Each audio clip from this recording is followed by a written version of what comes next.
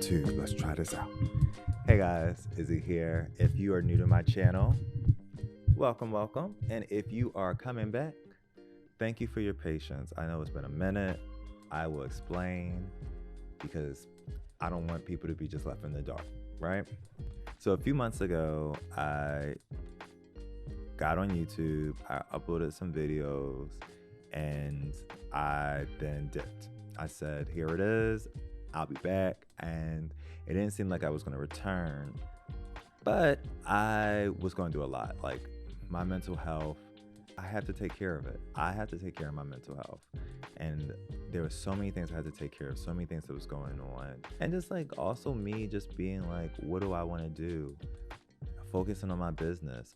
I was running a business, and that's like within it hard and challenging, especially when the business is like photography and videography, and like, you know, there was work even coming in for me, but I had to slow it down because it was really just me trying to get everything together and having to respond to people, and it was very overwhelming for me, especially with like my mental health.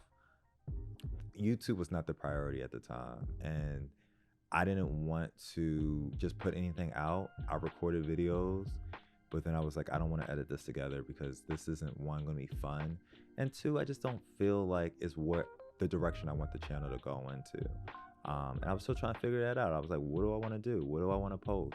But I don't want anything to feel forced, and I also don't want anything to feel like natural. Like I want everything to feel organic. I want everything to feel like, you know, you're really here and like you can get to know me, because I feel like there's people who just create things and it's just like, I don't know, like you know, who are you?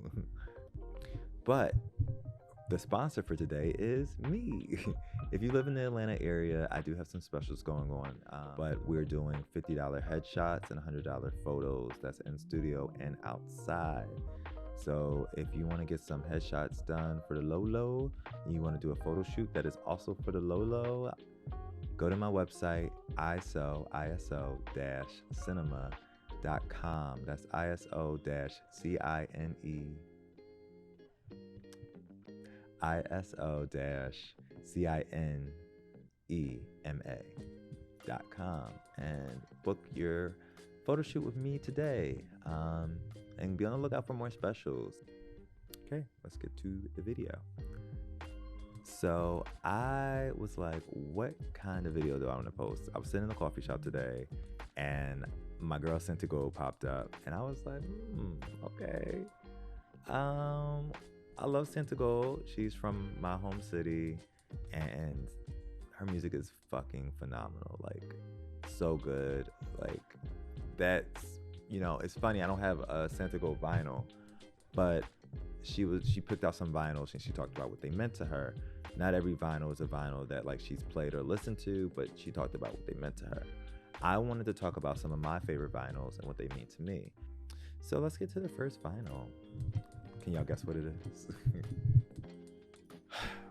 All right, so this has to be one of my favorite Beyonce albums. This has to be like, and I can genuinely say it now, it's been a year since its release. This is my favorite Beyonce album. Before this one, it was like 4. It was between 4 and her self-titled. And I feel like her self-titled was one of my favorites because Beyonce dropped something in a way that we've never really experienced before. Like, there has been like, you know, secret drops, like artists will surprise you with music. You know, there was artists who would surprise you with all their discography on your Apple phone without your permission. You know, people experimented with music, and people experiment with how they release music.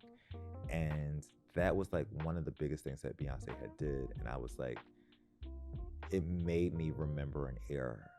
And then she dropped Lemonade, and I thought Lemonade was a beautiful project. I think it told a story. I think that Beyonce found a lane of how she was releasing her art, and I appreciated it so much. Even though Lemonade wasn't one of my favorite albums, I do put it up there with, like, I think all her albums have a different feel and different story. So I think they all are really good. Some of them are stronger than others, and some are, they're still got hits and still got good songs on them. but they're just weaker entries. And I won't say which ones because it's not a debate on which ones are the best and which ones aren't. But I'll make a ranking video of my favorite Beyonce albums. But this is definitely up there. There's something when an artist releases music and everything sounds cohesive and everything flows into one another, very like smooth transitions into the next songs, and I like that. I think that this album is is a whole album. Like there's not one song that I feel like for myself like just it's just like the weakest link. Like there's no song on this album that I feel like you could take it off and I will be like fine. You know, I think every single song has its own energy, no pun intended, and but it all tells like a fun story, and it all like allows you to embrace who you are, embrace yourself. Talking about albums that flow really well, this next one is from Billie Eilish, and I honestly was really shocked when I realized I liked this album so much because I didn't want to listen to it, honestly. I heard Bad Guy, and then I heard, what's it called? Wish You Were Gay. And I was like, okay, I like this. And then I listened to the whole album from beginning to end because someone was saying When the Party's Over is a really good song. And I said, okay, well, I'm going to listen to that. And then I just listened to the whole album from beginning to end. And when I say no skips, and I love how the last song ties everything back together. This is actually an album that like I can listen to from beginning to end. And I think that it tells a story and it has a feel.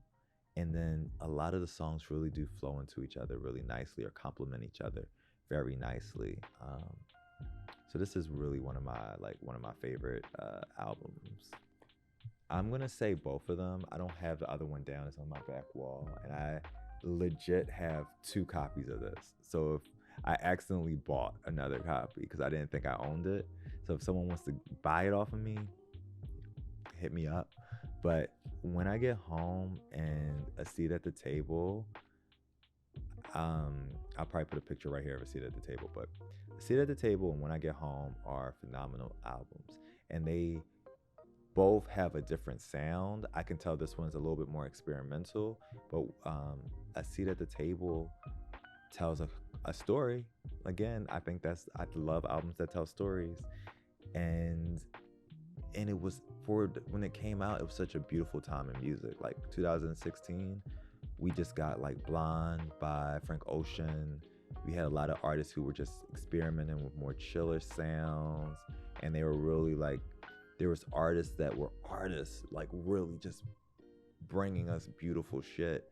And she dropped A Seat at the Table, and that was in that collective of beautiful music that I enjoy as well as beautiful visuals. And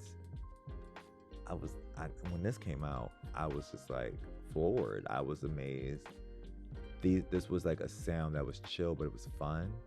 Like, I know I keep looking at the vitals. Down with the Click, Way to the Show, Benz. Like, I think, and this was her style. This is Solange's style.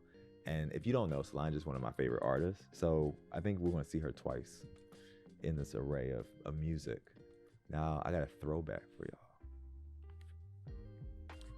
Lauryn Hill, The Miseducation of Lauryn Hill. This album is like, I feel like we all have this like in our top, like almost everybody has this in their top, like at least 20, you know what I mean? Top 15 at least. Like, this was a record that my mom played all the time. I heard it everywhere, and I probably can sing the lyrics to every song word for word. This is just a staple in my life. And, you know, To Zion, my mom used to sing that to me all the time when I was younger. So that's like one of my favorite songs. But like, even like Nothing Even Matters, The Miseducation of Lauryn Hill, every song on here is so good, so powerful. And she really did her thing when she dropped this. And then she didn't have to give us anything else. Like she really doesn't have to give us anything else. This will last for like for like my great grandkids are probably gonna have to, be like, yo, the Miseducation of Lauryn Hill is that album. So, my God, Pink Floyd, Dark Side of the Moon. Oop, Dark Side of the Moon. This was middle school for me, and it was a fun period in my life because that's when I was like, I had a best friend in middle school, Stephen King, just like the author, and I became friends with him. We became really close. I went to that school in 6th grade to 8th, and we became really cool in 7th grade, and then we ended up going to the same high school. But he loved rock and roll. He loved classic rock. He loved like alternative music.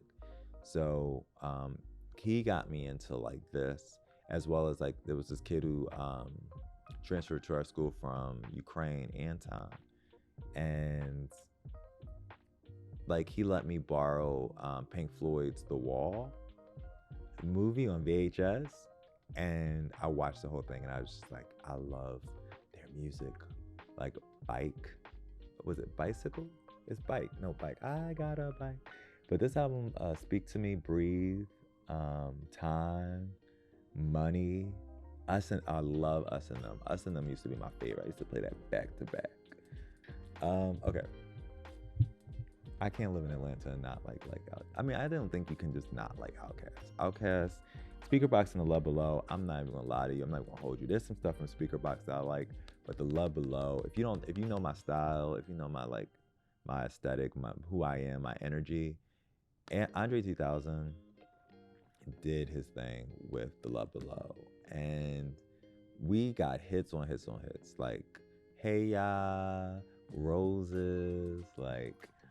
He's got a song on here with Nora Jones. Like, he got one with Khalees. Rosario Dawson's on here. Like, Pink and Blue is such a good song. Like, Take Off Your Cool. Vibrate is a really good one, too. Like, this song has Prototype on it. Like, this album has Prototype. I mean, Big Boy did his thing. But Andre 3000 and Lauryn Hill are like, they just say we'll drop what we will drop, and you're more than likely gonna like our singles or our features, but we will have like The Love Below was Andre 3000's album. Like, that's his album. Even though it's Outkast, it's his album. So they'll be like, I'll drop one album for you and dip. Like, I did things with a group. You can go listen to that. But my solo shit, the shit that I really like put my heart on, that will last you and that's fine. Miss Badu. I have great memories with this album. I'll Call You Back. Like, me and my friends, it's only a 2-minute song. When I say we were like, I was in LA, high as hell. And me and my friends, like, it was my second time in LA. We went to this party and I think it was in Crenshaw. There we go. I said somewhere else earlier, but I think it was in Crenshaw. And high as hell, we were just windows down, and we were just driving. My friend, he rented a Tesla. It was my first time like really in one. I was just like amazed. But it wasn't even about that. It was about the energy, like the energy that was around. Like, I was with like 4 of my friends, my best friend, 3 friends that I had just kind of really made or was like really getting to know. And we were driving and we were going to this party, and it was during COVID. So it was an underground party. So it was like, they really couldn't be out in the open, or the police would shut it down. So it was just like, we're in this hidden party. Oh my God, it was so much fun. It was such a memory. And this album like really contributed to that moment because of that one song. So we're gonna go back to my girl. And I got like 3 more vinyls after this, so I don't know how many I'm doing, but Solange, So Angel and the Halle Street Dreams in high school. I remember when this came out, and everybody, because people would compare her to Beyonce. You know what I mean? They're like, oh, it sounds like Beyonce, look like Beyonce, Beyonce. And when I tell you, like, when she dropped True and then she dropped a seat at the table, it was kind of like, okay, well, yes, this is Beyonce's sister, but they are two different. They're two different entities. They're two different energies when it comes to what their artistry. You know what I mean? They're two different artists. But when I heard Cosmic Journey, I never heard anything like Cosmic Journey before. She did Cosmic Journey with Bilal, and there's a live version that she did with AOL, and that song and that live version, I was taken to a whole nother space. It was like I was on a pillow. It was like I was on a cloud. Like I played it over and over and over and over and over again. And I said, if I ever get back into music or do anything within the arts, like I always wanted to be like that. I wanted to feel, I keep thinking the word cathartic. Cathartic. I don't think that's the right word, but I want to be like, it has this very real visceral feeling, like it's real. And I love that. This came out in a time after Beyonce's Beyonce, and people were waiting for Frank. I mean, like, Frank was big at this time. He had dropped Channel Orange, and we were just waiting and waiting and waiting because it had been years since between Channel Orange and This and Blonde, because This and Blonde came out around the same time. And it was, Frank Ocean was trying to get out of a contract, and he messed up a deal with, I think, Target. I think it was Target. He messed up a deal with someone, and he dropped this, and then he dropped Blonde. And Frank just does what he wants. But this came at a time where we were waiting. Like, we were patient. We were so patient. But every single day, we would go and check the live feed to see if there's something going on. I remember this was like in the Twitter era. So everything kind of coincided together. So you'll be on Twitter, and then if you see Frank Ocean pop up and someone was like, there's movement, you go straight over to Apple Music and see what was going on. And I put this as one of my favorite albums because there's a flow of every album that I like. Every album has a consistent sound, and I feel like this one really flowed, and it did play a big part in an era where people were releasing music in a different way. And I thought it was really interesting how he did this. I think it was really interesting the movement of how he was releasing this album. And even though, like, we don't really think about it, and we're just like, oh, there's just 2 Frank Ocean albums out in the world, when there's like a whole bunch of mixtapes, whole bunch of I have like a whole vinyl of like unreleased music. This is one of the albums. This is like technically his second album, but I think we don't count it as canon. But At Your Best, like, there's so many good songs on here. Tankin' the Bangas. Okay, so Tankin' the Bangas is an amazing fucking band. So great. And I just wanted to highlight it because they're from New Orleans. I love people from New Orleans. Like, I love them. Can cook down and have just great fun personalities, and I just love the way that people from New Orleans speak. I'm just saying, just giving y'all y'all moment, because y'all need it. Like, y'all don't need it, but because y'all own it. Like, I'm not, y'all don't need it, y'all own it. I love people. Clearly I love people from New Orleans. But Lazy Days, Color Change, Spaceships, Dope Girl Magic, Hot Air Balloons, Ants, Nice Things, Smoke Netflix Chill. This is a great album. If you haven't gotten into Tankin' the Bangas, definitely watch their Tiny Desk. Definitely listen to this album. Listen to their other album with Roller Coasters on it. Listen to any live version of Roller Coasters. They're amazing. They need more recognition because they're a vibe. Like, they're a vibe. This is my girl from my home city as well. So great way to end this. She dropped this, and to me, it is up there with the Miseducation of Lauryn Hill, and the aesthetic and the style of how it's presented. And this is and I think it's an album, yeah. All right, it's not an EP. I think it's an album that you can play over and over and over and over and over again. It is an album that you can play over and over and over again, And there's no music videos for this album except for like live performances, and then live performances repurposed into music videos. But I don't think there's like a real like actual music video for any of the songs on here, unless you do count it's Jasmine Sullivan's Hotels, unless you count Pick Up Your Feelings. Bodies, like this album is a theme. This album has a theme. It has a collective theme. I love the spoken interludes, and I love just every song on here, every single song on here.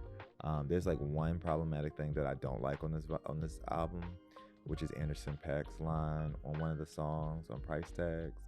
But regardless of that, this is such a great album. It's such a great album, and I know this came from Jasmine's like real heart and soul and her gut, and she was like, I want to tell these stories. And I'm surprised there was a project that I really want to work on that was similar to this. I'm surprised more people haven't done projects similar to this. The Miseducation of Lauryn Hill legit was like, there's songs but kids are talking, so you'll have a story that will keep you invested, and there's music to accompany it. And I think that Jasmine really did a good job with this, and I think that even her rollout for it was good. Like having videos, having people like with the songs that associate with them and them telling their stories. Like I think that was such a powerful and strong like rollout. I mean, I know there's better rollouts out there, but this record, all the flowers, girl, you deserve them. There's one more. I'm gonna have to record it and then add it into the video. Alabama Shakes, Sound and Color. Alabama Shakes, Sound and Color. Great album, again, from beginning to end. Okay, like Brittany Howard is a powerhouse. Brittany Howard deserves the flowers, the glory, all of it. And the whole band in Alabama Shakes deserves every type of recognition that they can get, because this album, like their first album, Boys and Girls, was like, for me, it was like I love some of the songs. I just couldn't get into it as much as I got into this album. The sound that they use, especially with their intro song and their last song and some of the songs in between. Sound and Color is such a great song to start off with because it's so earthy, so airy, and so just like the sound, the sonic sound is just so and then it goes into, you know, the last song, Over My Head, which is just such a beautiful song, beautiful instruments, beautiful like arrangement, like such a beautiful song with so much energy, so much like feeling. That's one of my honorable mentions, but I'm glad that y'all came and watched this video. I'm going to put out more content for y'all. I'm in a much better space now mentally. Things are rocky, things do change, but I'm glad that y'all rocking with me. I'm glad that y'all have patience with me and grace with me. The next video is going to be probably about the idol, because I do have thoughts. And I like holding this. Those lavalier mics might need to go, because this is kind of fun. Like, hello. I don't know. Anyway, thanks y'all. Izzy out. Have a great day. Remember, take care of you, and your mental health should always come first. Thank you for watching. Make sure you like, share, and subscribe, and I'll see you next time.